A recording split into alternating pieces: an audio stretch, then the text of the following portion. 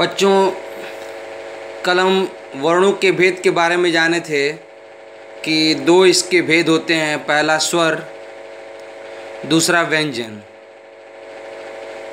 अगला प्रश्न है, स्वर किसे कहते हैं, इनके कितने भेद हैं।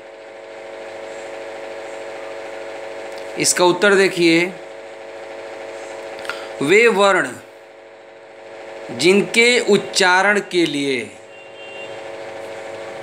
किसी दूसरे वर्ण की सहायता की आवश्यकता नहीं होती, स्वर कहलाते हैं। उच्चारण माने कि बोलना, जिनके बोलने में किसी अन्य वर्ण की सहायता की आवश्यकता नहीं होती, स्वर कहलाते हैं। इनकी संख्या 11 है। अ, आ, इ, ई, उ, ऊ, री, ए, ऐ, ओ, औ। अब स्वरों के भेद देखेंगे। उच्चारण में लगने वाले समय, अर्थात बोलने में जो समय लगता है, उसके आधार पर स्वरों के 3 भेद हैं। पहला ह्रस्व, दूसरा दीर्घ, तीसरा प्लूत। पहला ह्रस्व स्वर, दीर्घ स्वर, प्लूत स्वर।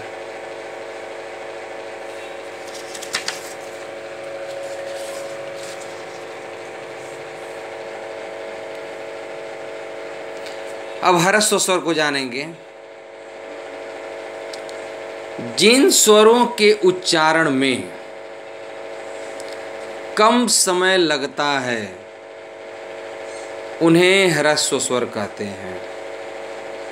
कम समय लगता है इनके बोलने में। इनकी संख्या 4 है। अ, इ, उ, री। अब दीर्घ स्वर के बारे में जानेंगे। जिन स्वरों के उच्चारण में ह्रस्व स्वरों से 2 गुना समय लगता है, इसमें समय लगता है मगर 2 गुना समय लगता है ह्रस्व स्वर की अपेक्षा, उन्हें दीर्घ स्वर कहते हैं। इनकी संख्या 7 है।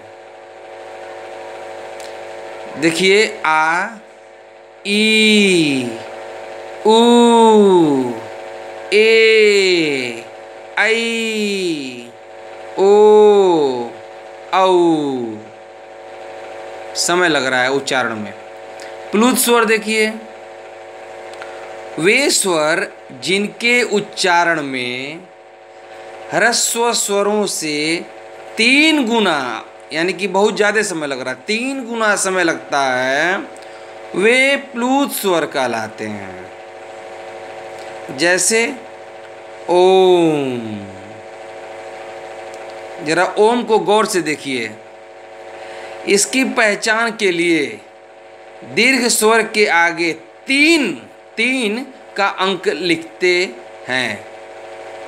दीर्घ स्वर के आगे। अब दीर्घ स्वर में कौन कौन से हैं?